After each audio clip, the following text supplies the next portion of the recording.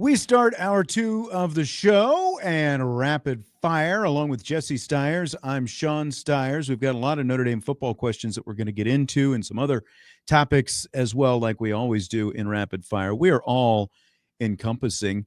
We, in the first hour of the show, did a breakout player draft. Jesse and I each selected a player from each position, players we think will be the breakout players for Notre Dame this season. I have Charles Jagasaw on my list. Jesse has Jordan Faison and Boubacar Traore on his list.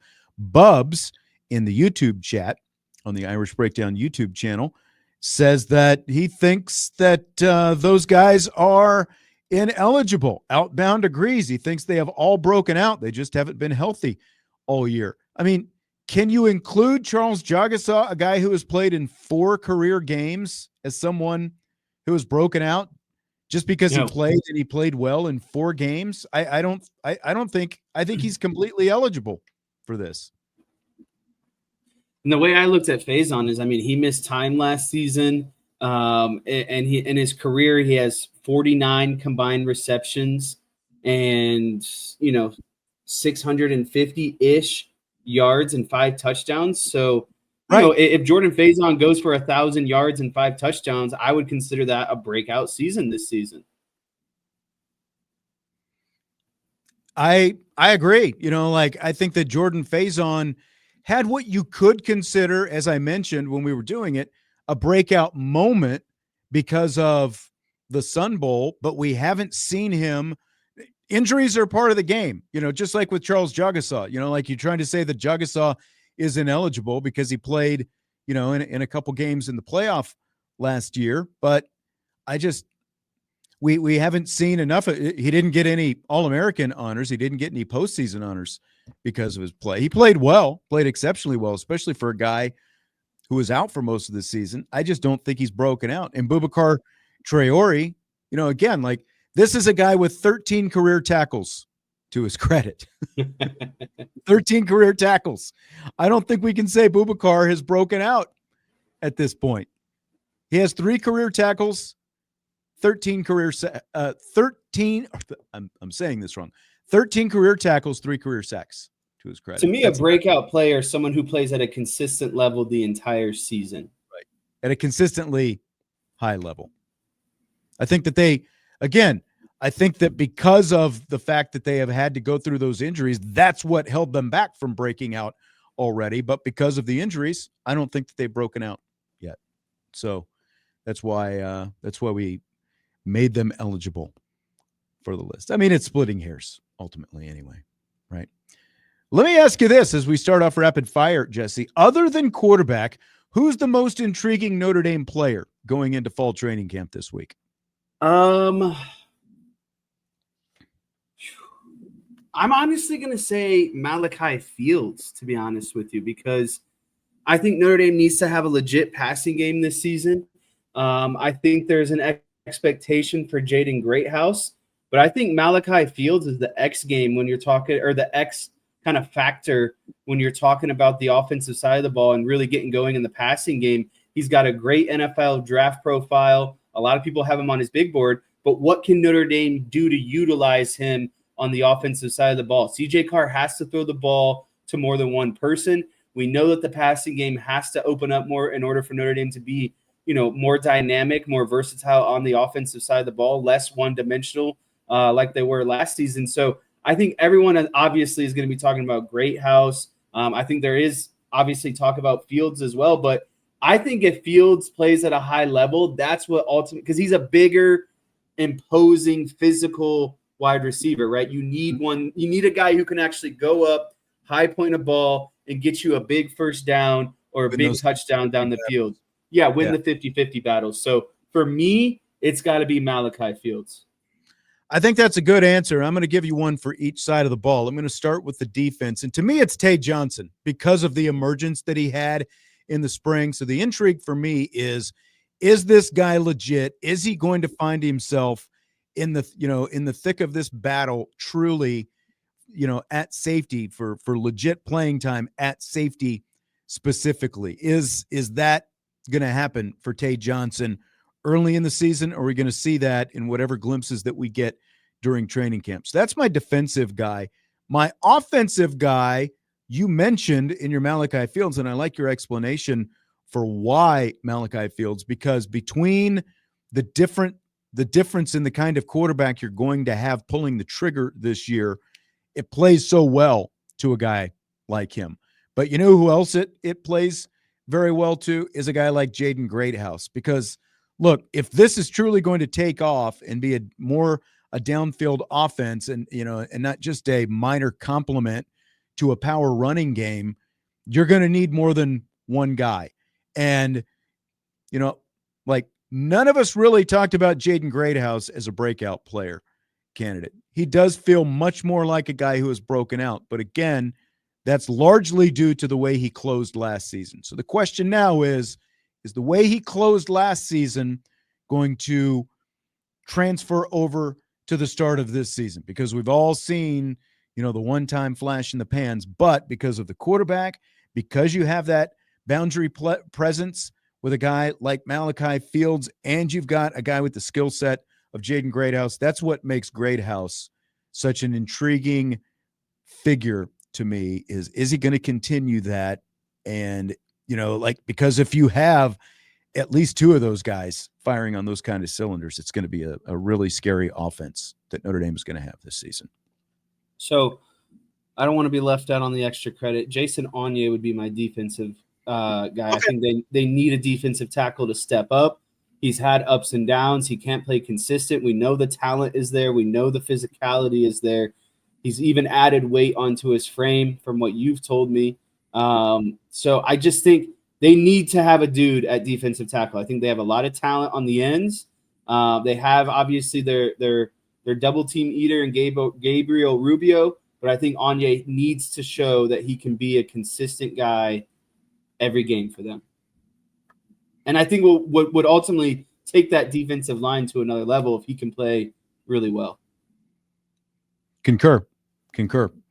Fill in the blank. Notre Dame announcing today that the Irish will face Wake Forest, who was already on the schedule, in the 2027 Dukes Mayo Classic at Bank of America Stadium in Charlotte. Is blank.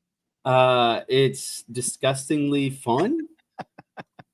Yeah, I mean, does this mean we're essentially like, is the head coach? There's going to be Mayo involved. That's what I'm at. Like, is Marcus Freeman a Mayo fan? How big a Mayo fan is Marcus Freeman? That might be the question. I guess we won't find out for 2 years, but still.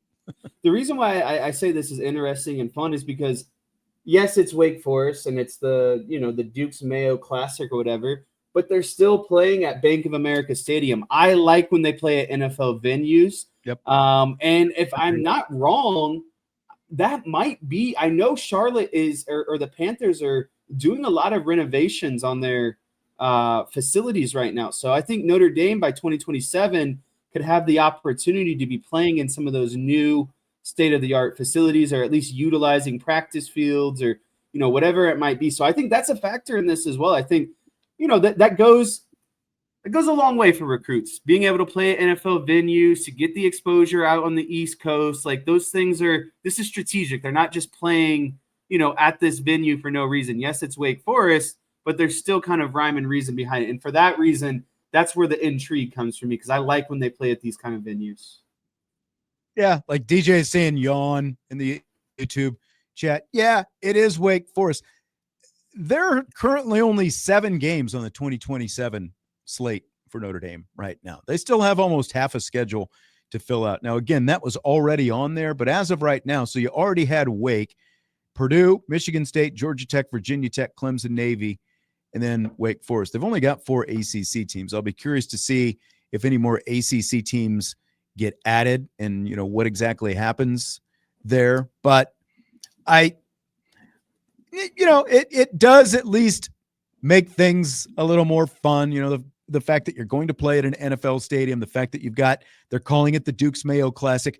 I'm going to be curious to see, like, if you see more of these lower tier bowl sponsors get in, on events like this, neutral site games and stuff like that, sponsoring them during the season to continue to kind of try to raise their brand. I think that is a potential going forward as well. So like you play at Lambeau next year, and now they're going to play in Carolina. I mean, look, they went to Atlanta last year, Mercedes-Benz, and they ended up playing in that building twice once they made it back for the national championship. I don't think Charlotte's probably in the national championship game schedule, but it's at least a little bit different spin on it, but they've got some work to do in terms of getting that schedule filled out. Isn't that where they play the ACC championship?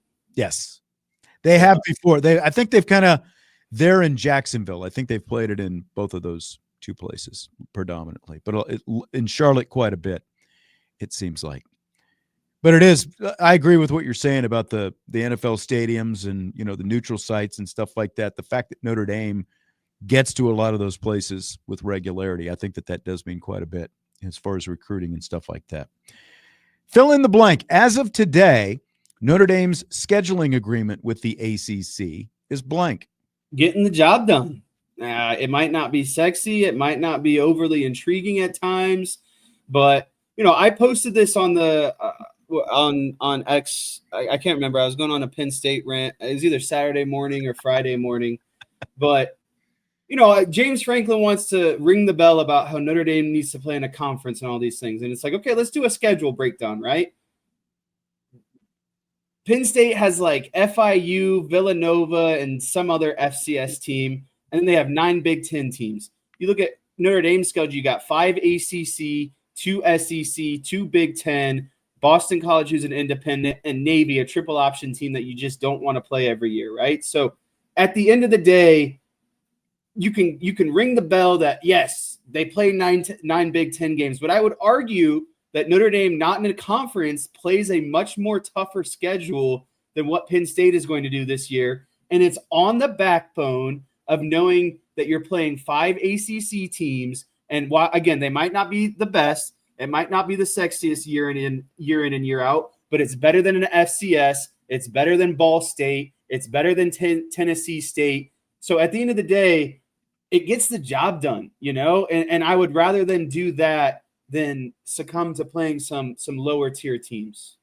Oh, that is exactly right. And it's interesting that you put it that way, because some people don't like it. Some people have never liked it, to be quite honest, but it's more necessary right now than ever, like where this is, because of teams, because of schools, whatever you want to call it, programs like Southern Cal weaponizing the future of the Notre Dame USC series. I mean, and look, you've had Stanford every year since 1997.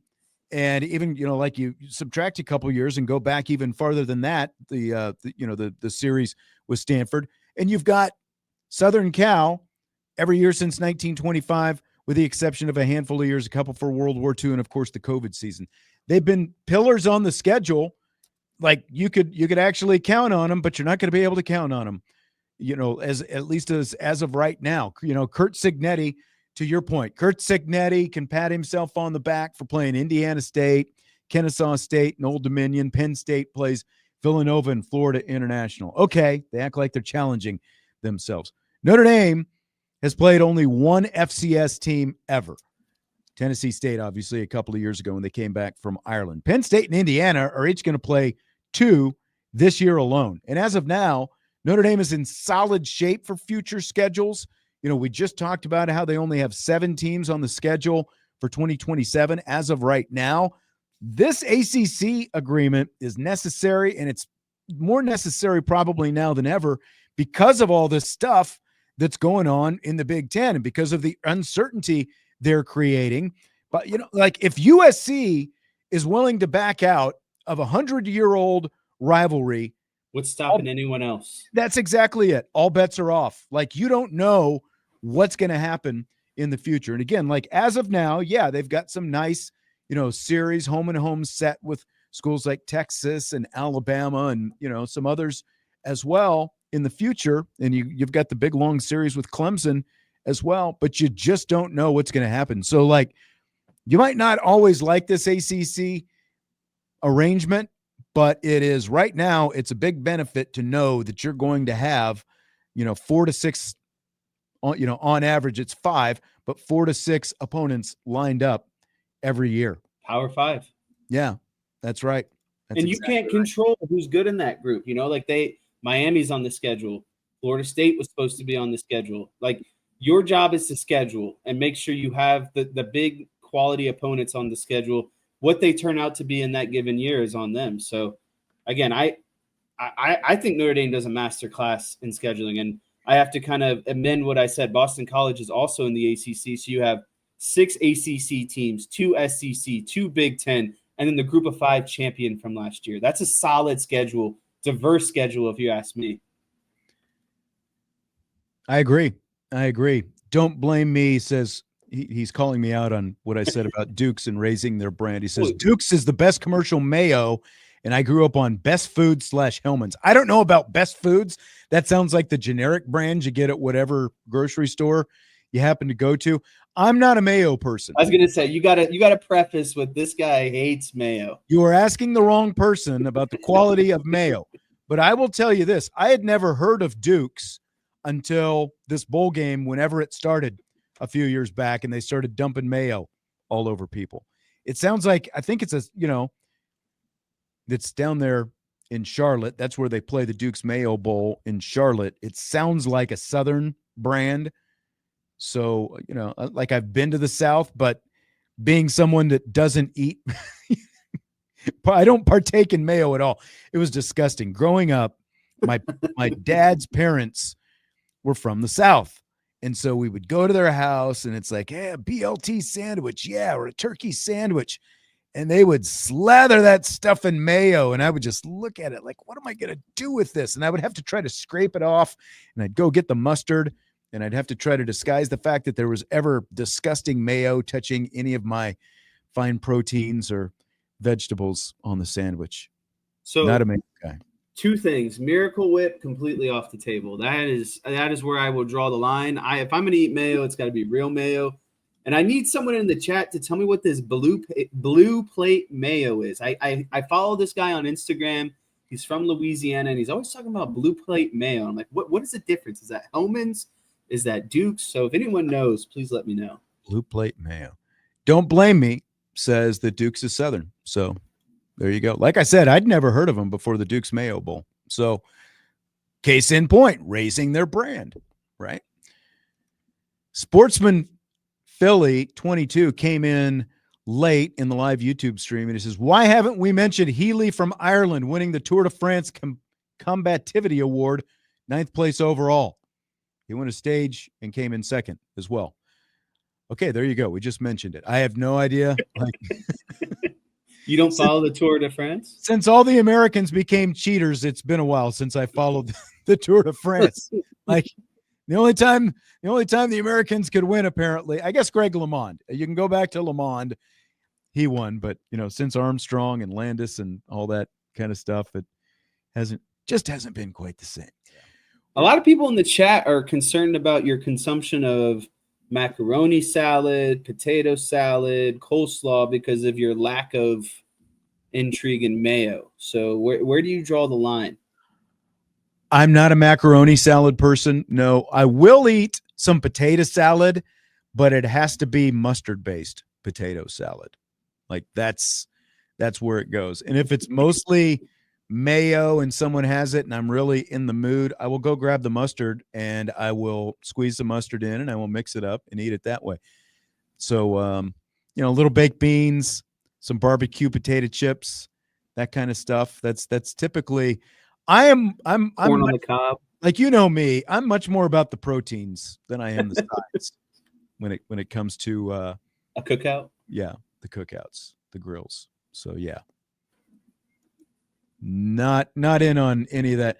Now I will eat a tuna fish sandwich with like some Miracle Whip or mayo, but we're talking basically about like a tablespoon or so of mayo that I'll put in there. That's about it, with some enough to get it rich. Yeah, just enough to, because it's still mostly tuna and pickles and stuff like that. So, all right, there you go. There's a little culinary surprise for you tonight. And if you're ever making this man some cheesy potatoes, you better use the Velveeta cheese. All right. That's right, baby. That's right. Nothing but the fake stuff for me. Don says he's never had mustard-based potato salad. They still use at least a little bit of mayo in there, but it's more mustard. Yeah, it's like, to me, it's good because that's what I grew up on. There was, when growing up in Kansas, there was, and still is, like Martin's supermarkets and, Meyer and Walmart obviously are like kind of the big three probably here in the South Bend area. But you have Martin's and they've got their deli and all that kind of stuff. And they sell, a lot of potato salads and beans and stuff like that. In Kansas, the predominant chain was a grocery, like the equivalent of Martin's was Dillon's, and Dillon's would have, their deli just like Martin's has here, or Meyer has a deli as well. But the potato salad that we got at Dillon's was a mustard-based potato salad. So that's what I like. That's what I ate. Get that mayo away from me. That's all that I've got to see. DJ is right there. Mustard-based is the only way to go to make potato salad, or any real respectable sandwich for that matter. So, all right, let's move on here. Okay, Big Ten Commissioner Tony Petitti still pushing for a 16-team expanded playoff format that would give the Big Ten and SEC 4 automatic qualifiers each, with the ACC and the Big 12, of course, each getting 2 AQs. The top group of 16, 6 team gets an auto bid, which leaves 3 at-large spots. Here's what Tony Petitti says. Quote, to be clear, any college football playoff format that increases the discretion and role of the CFP selection committee will have a difficult time getting support from the Big Ten. End quote. Jesse, in or out on that? I'm such a big out. I think you just put this question in here to hear me rant again, because I started to with you and Bobby last Friday. Like, this is just so stupid. Who does the Big Ten think they are? They got 4 bids into it last season. So obviously the committee did something right. You got the most amount of bids possible. And now you're saying, well, we demand that we get 4 auto bids no matter what. Just pump the brakes here a little bit, like, and the part that really gets me mad is, well, does it grind your gears? If the role of the selection committee increases, it'll have a difficult time getting approval from the Big Ten. I don't care. What do you want to do? Go back to the BCS model? Like, this is the whole point that we have an expanded playoff, because you put together a committee of people whose entire job it is to evaluate the season. And I know there's always going to be complaints and there's always going to be someone left out, but it's the best model and approach that we have if you want a true playoff format and not go to just the best 2 or 4 teams determined by a computer at the end of the day. So again, I'm just so tired of the Big Ten thinking that they're just, oh, we're the Big Ten all of a sudden. We've won 2 national championships back to back. We could start stating all these rules and what we do and don't deserve and all these things. It's just, how about you just play the game of football and see how the cards fall? Like, the most deserving teams will find a way to get in the playoff every season. So let's go back a little bit. Remember, USC and UCLA announced they were moving to the Big Ten a couple of years ago. And then there was all the volatility. What's going to happen with the Pac-12 and all that kind of stuff? Would it survive? Obviously, it didn't survive. It fell off the cliff. And that's because Oregon and Washington were initially going to stay put. But what influenced those 2 schools to go to the Big Ten? Money. Fox. TV money.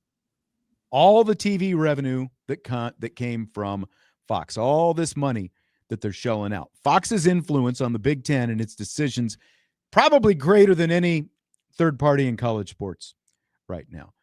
And so I set it up like that because Tony Petitti sees the college football playoff, and specifically this format that he's pitching, the 4 AQs for the Big Ten with the guarantees, with auto bids and everything. Like, he sees it as nothing more than a TV show, and specifically it's TV content for his TV partners, because it's not just Fox. You've also got NBC in there. You've got CBS in there, who are all televising Big Ten games. But what are they televising right now? Largely Big Ten regular season games. They are left out of the college football playoff because ESPN has all the rights to the college football playoff. They sublicense some of their games to Turner, but they own the rights to them. So Kevin Warren, he left the Big Ten a gift before he went back to the NFL by setting up, these TV deals so that you've got games on Fox, you've got games on NBC, you've got games on CBS, 3 networks, just like with the NFL. So what Petitti wants now, he wants the 4 automatic qualifiers for his conference so that he can get a sliver for these TV partners of what's essentially going to amount to a piece of the playoff pie, because they want to do these play-in games where you've got the 3 seed playing the 6 seed, the 4 seed playing the 5 seed. Well, what happens when you do that? You get a little bit of revenue boost, and you also throw a bone to your TV partners. So he's trying to get these play-in games televised by his TV partners where he's making all this money, and also trying to squeeze some extra money out of them. Because again, he just sees this whole thing as a TV show. It's not actually, the competitive balance or anything else that actually happens out there on the field. The majority, as you've ranted and raved for a week now, the majority of the teams in the Big Ten are playing powder puffs in their non-conference schedules. They have better looking records than they really have at the end of the season as a result. Indiana. And, Petitti tries to sell the world on a 6-3 conference record, meaning something, but he makes his TV partners happy because he potentially gets them, a little bit extra TV inventory. So I think that's what this whole thing is about, is Tony Petitti trying to sell these play-in games as part of the format, and it's part of what Eli Drinkwitz was pitching with his 30-team proposal, because between the SEC and the Big Ten and the other conferences, if they do these play-in games as opposed to just straight up conference championship games, that's basically another tier, another layer to the playoffs, and you get more games on TV. That's what I think it's all about. Jesse's shaking his head. That's bad radio, man. No, it's just that's probably what it is. At the end of the day, I hope that's what it is. But I'm so tired of these conferences just talking about what they deserve and these coaches talking about what the format should be and all these different things. Just why don't you just go out there and play some good ball, and you'll end up being one of the top 12 or 16 teams in the country. How about you quit making excuses and go out and figure out a way? Because Marcus Freeman I never hear Marcus Freeman complain or make excuses. Things don't go his way, but I never hear him open a press conference saying, well, we really need to expand this format here. So, my 9-3 team can maybe find a way in one of these years, It's one of the benefits of being independent. You don't have to worry about that kind of stuff. But at the same time, you get what I'm saying. He's always just said, you tell us what the format is, we'll play in it. We'll play ball. That's right. That's right. Don't have to complain about what conference other schools we'll find a way or aren't in. Yeah, that's right. We'll find a way. That's exactly right. So I didn't get this in last week, but I wanted to slip it in here today. Jeremiyah Love, when he went on College Football Live during Notre Dame's Media Blitz, his teammate Isaiah Dunn, who did a summer internship at ESPN, asked Jeremiyah Love what his pet peeve is. And here it is. 30 seconds, J-Lo. We got to go. Look at pet peeve. Biggest what? Pet peeve. Pet peeve? Yeah. I don't like when people over-accessorize in football. Too many accessories. So no over-accessorizing in football is what Jeremiyah Love says. Do you feel triggered by that, Jesse? No, I love that. I love that.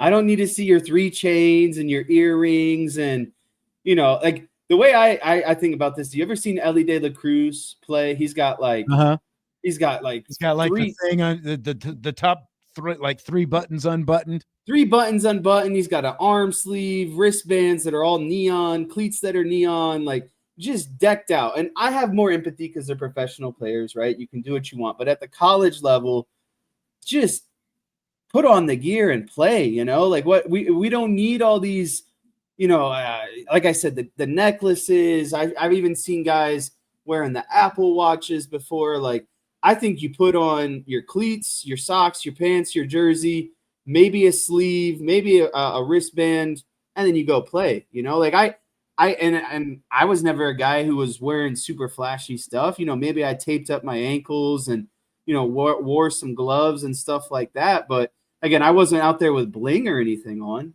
No, you weren't. That's fair. I guess you would know the definition of the accessories better than me. I felt like, like you had like those, didn't you have like the thin, like sweatband things that you wore on your arms and stuff like that sometimes? I wear a sleeve sometimes. A sleeve, yeah. Not those. They're like the little. Talking about like the bicep bands? Like the strips, yeah. Is that what you call them? I didn't wear those. No. I didn't wear those. All right. I know Vince always used to kind of give you a hard time for some of your stuff in high school. So that's Vince, though. He's an old man. Yeah, that's true. That's true. And just gets older all the time, it seems like. But don't you respect that kind of old school ball out of Jeremiyah Love? Just, I'm here to play football. I don't care what I look like. I'm putting on the gear. I'm running the ball hard. I'm running you over. I'm jumping over you. I'm giving the stiff arm. I mean, because obviously Jeremiyah Love has some flash in his game, but it's like flash with no frills. And so, I mean, I think absolutely everybody respects that. It's like, you don't need all that extra stuff. Let's just go out, strap it on, and play. Swan Dong in the chat says, "What? Imagine if I would have bought Jesse bling for football." Didn't it annoy you, like when you were playing travel ball, when you guys would wear, like your the fighting necklaces? Yeah, because they weren't like a metal, gold chain or anything. No, they were like more like fabric, kind of. Not fabric, but they weren't metal. Make you take them off and all that kind of stuff. And there were always certain coaches who like wouldn't even wait for the umpires to tell you to take them off. They're like, just those off. Those were the annoying guys. Like, oh, like I always was like, okay, if the umpire is going to tell us. But like, why are you getting mad before a situation is even a situation? Right. That's just not accurate. Okay. All right. You're right. Fill in the blank. Deion Sanders announced today that he has battled and beaten bladder cancer, and that's blank. Remarkable. Absolutely remarkable. I heard he had to have his bladder removed, by the way. I don't know if you I saw that. Unbelievable. I mean, and the surgeries he's had for his foot and toe situation where he almost had to have his foot and maybe even his leg amputated is insane. And I think and I'm not trying to get on my high horse here. I've always been a Deion, I wouldn't say like advocate, but I support Deion. I've never been a Deion hater, that's for sure.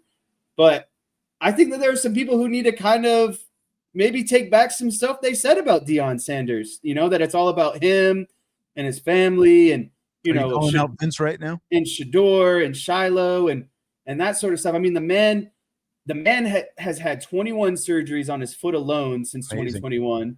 He just had his bladder removed. And everything that I was reading leading up to today is Deion's going to hold a press conference and retire or no longer coach at Colorado. Could have been the easy decision. If I had bladder cancer and I had my bladder removed, I probably would have stepped away. But he's not. And I think that should show you the kind of, respect that Deion has for the game, the passion he has for the game at the end of the day. So I have nothing, he was a great player. You can say what you want about him as a coach, but I have the utmost respect for him, especially after, everything that's kind of come out today. Yeah, I mean, you can say Deion's loud and brash and confrontational and cocky and all that, and he is. But at the end of the day, you don't know what somebody else is going through. And this, like, really, because like knew this press conference was coming, and it's like, man, what is this going to be about? Because we had heard about the fact that he had the blood clot stuff before, and so he's obviously gone through a lot. So it's awesome that he's in a place where he's still, even though he said he's lost a lot of weight, he still looks like he's fairly healthy.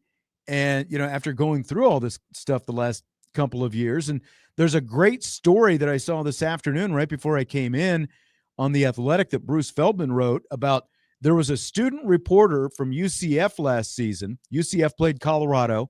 And in the post-game press conference, the student reporter is in a wheelchair and had a form of like muscular dystrophy, I think it was. And he asked Deion Sanders a question in the press conference afterwards, And before Deion answered the question, he looked at the guy and he took the time to tell him how much he respects him for what he has to go through, in the wheelchair every day. And he talked about how, look, I had, this problem with my feet and I was in a wheelchair in my house and we had to, adapt our house just to get to the bathroom and all that different kind of stuff. And, so like he was showing the guy that, the respect that was due. And again, there are a lot of things that you can say about Deion Sanders. At the end of the day, he's just a person too, and he goes through stuff like everybody else. So I obviously, we hope that he gets full recovery from this, because what he's gone through already does not sound pleasant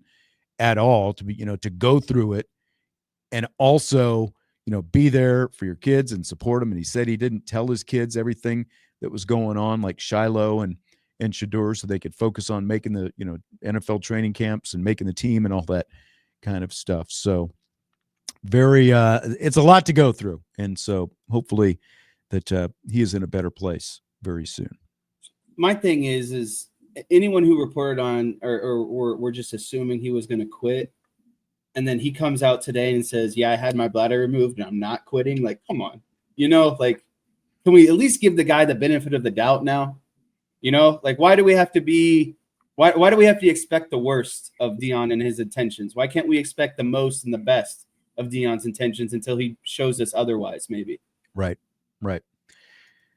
I wanted to be sure to get a little Aaron Rodgers in, because Kyle Brandt from NFL Network went to Pittsburgh Steelers training camp in Latrobe, PA this weekend. He sat down Rodgers, and here is a little snippet. Always very amused, Aaron, by your observations of the media.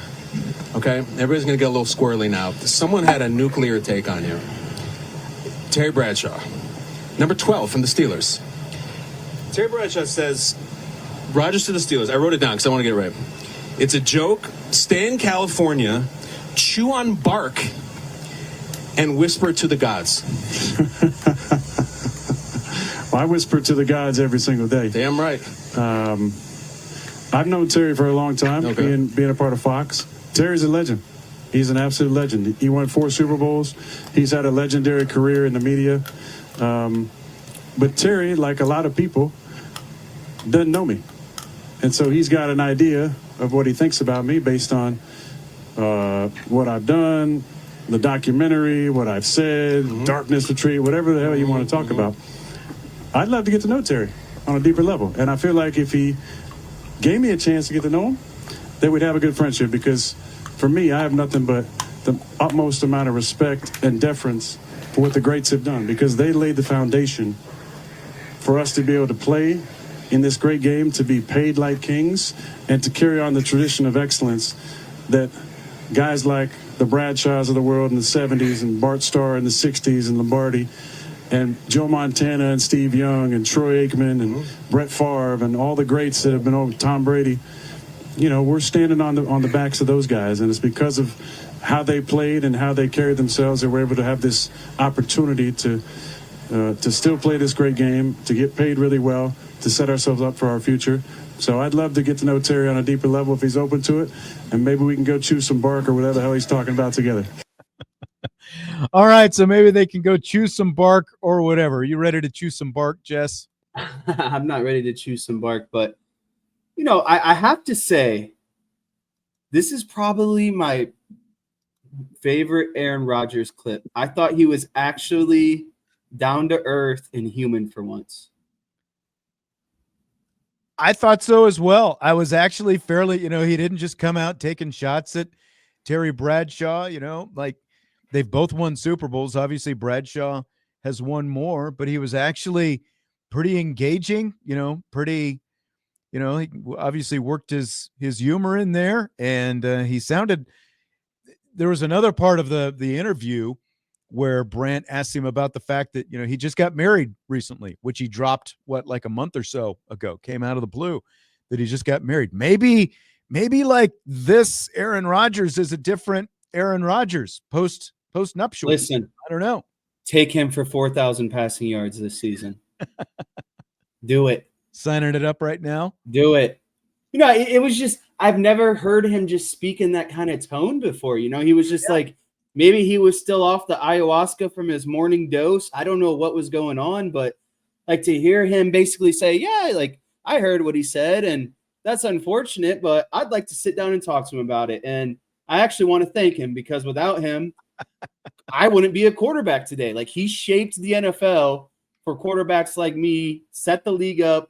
I'm highly paid, I guarantee, Bradshaw and Steve Young and Troy Aikman all wish they could be making the money that a lot of these quarterbacks are making today. So I've just never seen that kind of just like humane, calm, civil side.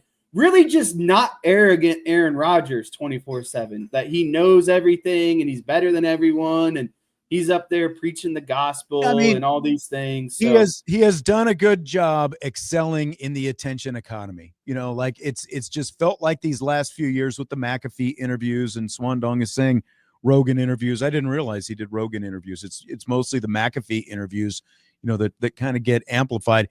He has always just liked the attention, and it obviously this didn't feel like what that was about. Maybe he, has some trust in Kyle Brandt, and so like the fact that Brandt was actually sitting with him there at training camp, and like that plays into it.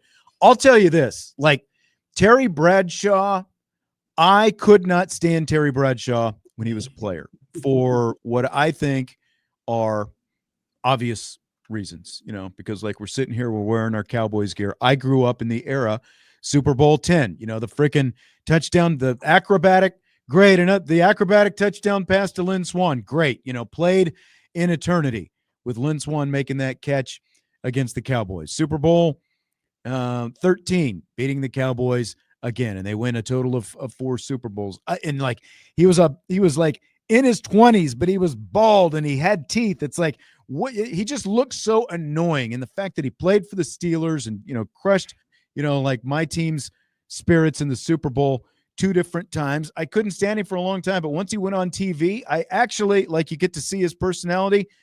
It was actually a lot different. Now, the Terry Bradshaw, 40 years later, since going on TV, is becoming the cliched grumpy old man back in my day and get off my lawn and all that different stuff. Like, to me, like, I could actually, like, when Terry Bradshaw retires, Aaron Rodgers is going to retire from football here pretty soon. And I could see Aaron Rodgers, like, easily slipping into that chair on Fox doing that. And I think that he would be pretty entertaining doing it. Entertaining and informative. I would enjoy him much more in that role than a quarterback role. I have no idea how many commercials I still have to play before the show's over. So I'm going to go ahead and start them rolling right now. If you've seen me looking off to the side multiple times while the show's going on, I've deleted things that I'm allowed to delete. And I swear on a stack of Bibles, they have reproduced every time that I have deleted them. They keep coming back. So I can't keep track of what's left to play here. So we're going to end it with that. Appreciate you as always, Jesse Stiers. I'm going to see if I can find my way to the automation gods here in just a minute here on the old radio side. Thanks to everybody for being here. Don't forget, you can watch these shows live on YouTube, both on the Irish Breakdown YouTube channel as well as the Sports Radio WSBT YouTube channel. Jesse, I will talk to you later. Everybody else, will talk to you tomorrow. Budweiser's Weekday Sports Beat with Irish Breakdown.